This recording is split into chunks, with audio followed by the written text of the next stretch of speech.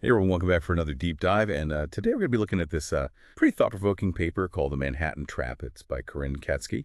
And it dives into this, well, I guess pretty complex question of what if the development of artificial superintelligence, or ASI, doesn't happen gradually like a lot of folks think it will, but instead, what if it's more like a race, a global race, to see who can get there first?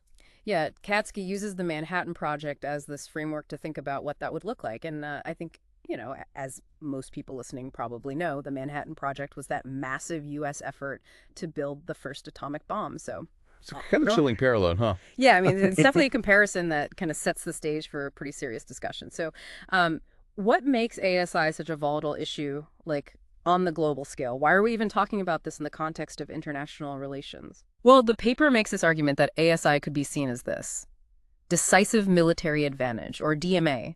Basically, the idea is that a nation that has ASI would have this just unbelievable advantage over other nations. They could outmaneuver them, outthink them, maybe even neutralize them completely. I mean, it's like a total game changer, maybe even more so than nuclear weapons were. So the thinking is that if one nation gets ASI first, they've basically won the game. Right, and that's actually the argument that some people are using to push for a US-led project for ASI development, kind of like a new Manhattan Project, but for artificial intelligence. They say it's crucial for protecting democracy and, you know, preventing authoritarian regimes from getting their hands on this technology first. And honestly, you can see how that kind of thinking is gaining traction these days, given Yeah. all the geopolitical stuff going on. Yeah, no, that definitely makes sense on the surface, but I'm starting to see where the whole trap idea comes in. Yeah. Is Katzke saying that even if a nation develops ASI with good intentions, things could still go sideways? Exactly. That's a core point of the paper. It lays out some really compelling arguments against this whole race to ASI mentality. Actually, it highlights three major risks that we should really be thinking about. Okay, yeah, let's dive into those risks then. What's the first one that Katzke brings up? Well, the first one, and probably the most immediate concern, is this potential for great power conflict. Imagine you've got all these nations suspicious of each other. Everyone's afraid of falling behind in the ASI race, and that fear could easily escalate things.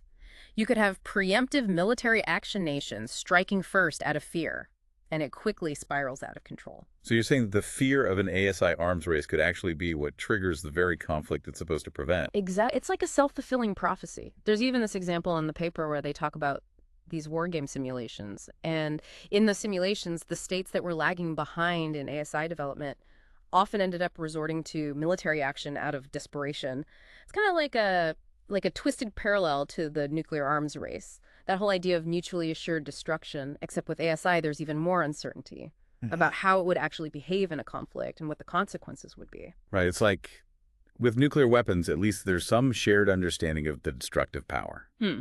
But with ASI, it's this whole uncharted territory, which makes it even more unpredictable and scary. And there's another layer to this. Even if a nation wanted to develop ASI in secret, it would be incredibly difficult. Think about the Manhattan Project. I mean, even with all the secrecy surrounding it, there were still leaks and espionage. An ASI project would be massive and would require huge amounts of computing power and infrastructure. Mm. There's no way to hide something like that completely. So instead of deterring conflict, the pursuit of ASI might actually make things more volatile. Exactly. The lack of transparency would breed mistrust, and suspicion making preemptive attacks seem like a more viable option for some countries. So that's the first big risk, the increased likelihood of a major conflict, potentially even more devastating than anything we've seen. It's a lot to think about. But even if we could somehow avoid that conflict, it sounds like there's still other dangers lurking beneath the surface. What's the second risk that Katzke highlights in the paper? The second one, well, it's kind of like the Frankenstein factor. That fear that even if we do manage to build ASI, we might not be able to actually control it. Oh, wow. So you mean like it could develop its own goals and motivations that don't line up with ours? Exactly. We're talking about something that would by definition surpass human intelligence in every way. Imagine trying to predict and control the actions of something that's vastly smarter than you. It's like trying to bottle a hurricane or something. And the paper is saying that this risk of losing control is even greater because of this race to develop ASI. Yeah, because in array speed and secrecy, those become the top priorities. There's this huge pressure to get there first, and that could lead to cutting corners, overlooking safety protocols. And that kind of pressure cooker environment could lead to serious mistakes. You might end up creating an ASI that's not just powerful, but also unstable and unpredictable. So it's not just about who gets there first, but also how we get there. Precisely. And this isn't just some hypothetical concern either. I mean, even with the AI systems we have today, we're already seeing examples of unexpected behavior, sometimes even harmful behavior. Imagine those issues, but magnified on a superintelligence scale. Yeah, that's a pretty disturbing thought. So, okay, we've got the risk of global conflict and the risk of losing control over the ASI itself. What's the third danger that Katzke brings up? This one might be the most surprising. It's the risk of power concentration, even if a democratic nation successfully develops ASI. Wait, I'm not sure I follow that would controlling this incredibly powerful technology actually strengthen a democracy. That's the assumption a lot of people make, but the paper challenges that idea. What if control over ASI, even with good intentions, gets concentrated in the hands of a small group of people or institutions? So you're saying that even in a democracy, ASI could lead to a dangerous concentration of power. How could that happen? Well, think about the implications. Whoever controls ASI would have access to an unprecedented level of knowledge and decision-making capability. They could predict market trends, manipulate information flows, even influence elections potentially. It's like they would become the super elite, able to shape society in ways we can't even imagine. That's the fear, and the paper argues that this concentration of power would ultimately erode the very values that democracy is supposed to be based on. You could see checks and balances weakening, accountability becoming more difficult, dissent being silenced in the name of security. So pursuing ASI, even with the best intentions, could lead to a system that's more like a technocracy than a true democracy. That's right. And it's not just a political or social issue. It's what Katzke calls a socio-technical problem. The technology itself, by its very nature, shapes the social and political landscape. You can't really separate the two. Okay, so this is giving me a lot to think about. So far, it seems like this race to develop ASI is full of potential pitfalls. Sure. Is there any hope for a different approach, one that doesn't lead to all these disastrous outcomes? Yeah, that's where Katzke's paper takes a really interesting turn. Instead of framing this as a classic prisoner's dilemma, where everyone loses if they act in their own self-interest, the paper introduces this concept of a trust dilemma. Okay, I'm intrigued. What's a trust dilemma and how does it apply to ASI? So in a prisoner's dilemma, the rational choice for each individual player always leads to a bad outcome for everyone.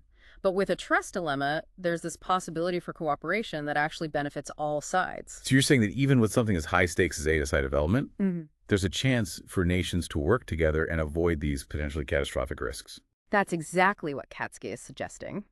The paper argues that because of this huge potential for global disaster, nations would actually prefer to avoid an uncontrolled ASI race. The real challenge, though, is figuring out how to build that trust and create a framework for cooperation, especially in such a sensitive and competitive area. Yeah, that sounds like a massive challenge. I mean, how do you get nations to put aside their own interest and work together on something like this? Where do you even begin? Well, the paper suggests this idea of a control regime for ASI development, sort of like those international agreements on nuclear weapons, but specifically designed for ASI. A control regime for ASI, that sounds incredibly complex. How could you even verify that nations are actually sticking to the agreement? That's a great question, and the paper actually addresses that directly. It talks about this concept of transparency-security trade-off. Basically, it's this balance between having enough transparency to verify compliance, but without revealing sensitive information that could compromise national security. That sounds really tricky. How do you find that sweet spot, especially with something as potentially disruptive as ASI? Well, Katzke makes this interesting argument that ASI might actually be easier to verify than other technologies, because an ASI project would be so massive, with all the computing power and infrastructure, it would be incredibly difficult to hide. So the very nature of ASI development, which makes it so dangerous in a race, Yeah. could actually make it easier to monitor in a cooperative setting. Right. It's almost like a built-in transparency mechanism. The paper talks about using national technical means, encouraging whistleblowing, even bringing in third-party auditors. So it sounds like a control regime for ASI might actually be feasible. But even with all these mechanisms in place, what's to stop a nation from just secretly breaking the agreement and developing ASI on their own? Well, the paper argues that the shared understanding of the risks, that possibility of global conflict, the danger of losing control of the technology, the potential for undermining democracy, those fears could act as a strong deterrent. So the fear of those catastrophic outcomes might be enough to keep nations in line. Hopefully, yeah, of course, having verification mechanisms is crucial. But the most important thing, according to the paper, is political will. If nations truly understand the shared threat and are committed to working together, then a control regime becomes not just possible, but the most logical and beneficial path forward. That's a more optimistic perspective than I was expecting. Mhm. It's actually kind of reassuring to hear that cooperation, even on something as complex as ASI, might be possible. So it feels like we've covered a lot of ground here, from the potential benefits of ASI to the very real dangers. Mhm. What's the core message that Katzke is trying to convey? What should our listeners take away from this deep dive? I think the key takeaway is that the pursuit of ASI presents us with a really complex dilemma, one that requires careful thought and a different approach to technological advancement. It's not about winning a race, it's about recognizing that a race to ASI could have devastating consequences for everyone. So less about winning and more about navigating a minefield. Exactly. The paper is really pushing us to rethink the relationship between technology and international relations. It's highlighting the need for cooperation, transparency, and a shared understanding of the risks. The future of ASI, and maybe even humanity, depends on our ability to make those choices. It's a lot of responsibility, and it makes you wonder, what role can individuals play in all of this? It feels so big, like something that's beyond our control. That's a great point, and it actually connects to another important idea from the paper, the need for broader engagement. This can't just be a conversation that happens in government agencies or research labs. We need ethicists, social scientists, policymakers, everyday people to be a part of this dialogue. So it's not just about the technical stuff. It's about the societal implications, the ethics, the potential impact on our future. It's like we need a global conversation about what kind of future we want to create with this technology. Exactly. And that conversation needs to start happening now while we still have time to make informed decisions. The future of ASI isn't set in stone, it's a choice that we make collectively. It's a powerful message, and one that I hope our listeners will really take to heart. This isn't science fiction. This is a very real possibility that we need to be thinking about and talking about. Absolutely. The paper doesn't offer easy answers, but it does give us a framework for understanding the complexity of this challenge and the urgent need for a more cooperative and thoughtful approach. Well, this has been a fascinating deep dive. Big thanks to our expert for guiding us through this, slightly terrifying topic. Happy to be here. These are conversations we need to be having. To all our listeners out there, we hope this deep dive has given you some serious food for thought. The key takeaway here is that the future of ASI isn't just a technological challenge, it's a human one. The choices we make today will determine what kind of world we create tomorrow. Let's make sure it's a world worth living in. Couldn't agree more. That's it for this deep dive.